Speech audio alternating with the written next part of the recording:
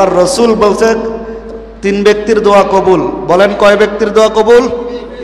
তার মধ্যে এক নম্বর as-সাইমু হাত্তা ইফতির, রোজাদার যতক্ষণ পর্যন্ত সে না ইফতার করবে ততক্ষণ পর্যন্ত সে যেই দোয়া করবে এটাই আল্লাহ কবুল করবে, সুবহানাল্লাহ। দুই নম্বর ইমামুন আদিল, ন্যায়পরায়ণ বাদশা, ন্যায়পরায়ণ মাতবর। টাকা খাইয়া বিচার যদি ঘুরে যায় তাহলে দুনিয়াও শেষ, আখেরাতও শেষ। ওই ইমাল আমল যা করছেন গাট্টি পুস্কার সব শেষ। ওই 500 টাকা কয় কি করমু, 5-এ বাস দিয়েছে 10-এ, কয় আপনি দিয়েছেন ডাইনাতে 5, আমার এইখানটা দিয়েছে 10, তো 10-এর দিকেই তো ঘুরবো। কথা কন ঠিক কিনা? কয় নম্বর গেল? 2 নম্বর। 3 নম্বর হয়েছে মাজলুম, যাকে অন্যায়ভাবে আপনি ঠাস করে একটা অটোর মধ্যে উঠছেন, 2 টাকা বেশি চাইছে, রোজার মধ্যে মেজাজটা গরম, 10 টাকার জায়গায় 20 টাকা চাইছে, কিন্তু আপনার সহ্য হয় নাই, 2 কথা মধ্যে ঠাস করে অটোওয়ালার একটা মাইরা বইছেন। এই মাজলুম যদি আল্লাহর কাছে সাথে সাথে বলে, আল্লাহর পয়গাম্বর বলে এই ব্যক্তির দোয়া ফিরত যায়। আল্লাহ পাক রব্বুল আলামিন ডাক দিয়া বলেন, ইয়া আইয়ুহাল্লাযীনা আমানু কুতিবা আলাইকুমুস সিয়াম। পয়গম্বর ডাক দিয়া কয় 3 ব্যক্তির দোয়াকে আল্লাহ ফেরত দেয় না।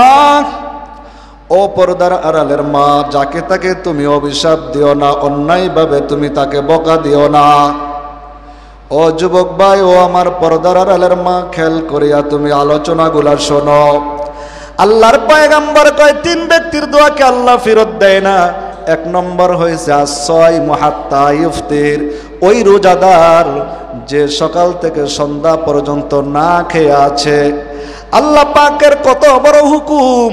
আল্লাহ পাকের রসুল পয়গম্বর কয় যতক্ষণ পর্যন্ত ওই ব্যক্তির কাছে কেউ বলবে ভাই তুমি আমার জন্য দোয়া করো, আর রোজাদার যদি বলে ফেলে আল্লাহ তুমি আমার অমুক ভাইকে মাফ করে দাও, পয়গম্বর কয় ওই ব্যক্তির দোয়া আল্লাহ ফেরত দেয় না, সুবহানাল্লাহ।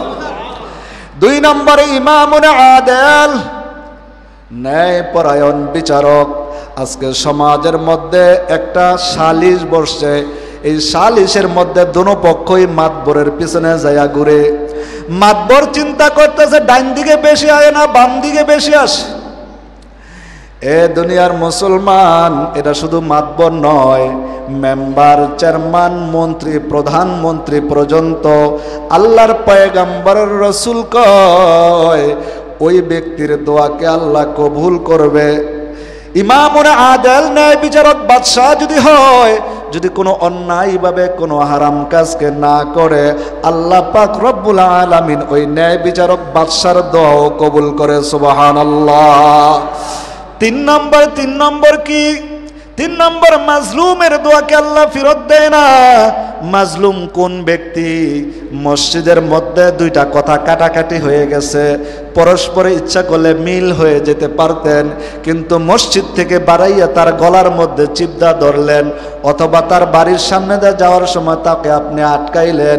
আল্লাহর বান্দাকে আপনি অন্যায়ভাবে 2টা থাপ্পড় মেরে দিলেন। ওই বান্দা যদি এই রোজা রাইখা আল্লাহর কাছে হাত তুলে দেয়, আল্লাহ ও আসমানের মালিক, আমার কোনো অন্যায় ছিল না, আমি কোনো অন্যায় করি নাই, কিন্তু আমার ভাই অন্যায়ভাবে আমাকে আঘাত করেছে। রিকশাওয়ালাকে আপনি থাপড় মেরে দিলেন রমজান মাস, কিন্তু আপনি রোজা রাখেন নাই, রিকশাওয়ালা হতে পারে রোজা রাখছে। ওই রোজাদার যদি রিকশাওয়ালা হয়, আল্লাহর কসম পয়গম্বর কয় রোজাদারের দোয়া কোনোদিন ফেরত দেয় না। আপনি জমিদার মানুষ, রোজা রাখতে পারেন নাই, একজন রিকশাওয়ালার রিকশার মধ্যে উঠলেন, আবার সামান্য একটু কথার জন্য রিকশাওয়ালাকে থাবড় দিলেন, আর রিকশাওয়ালায় যদি হাত তুলে দেয়, আপনার ইহ জীবনও শেষ, পরজীবনও শেষ, ঠিক কিনা? এজন্য মাজলুমের বদদোয়া কোনোদিনও নেব না।